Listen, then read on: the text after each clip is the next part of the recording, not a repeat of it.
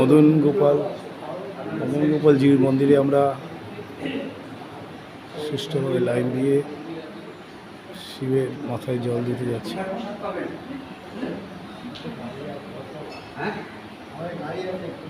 আচ্ছা আচ্ছা ঠিক আছে, যদি ভবিষ্যতে কোনোদিন প্রসাদ পাওয়ার ইচ্ছে হয় আসবেন, আমি ফোন নাম্বার দিয়ে দিচ্ছি।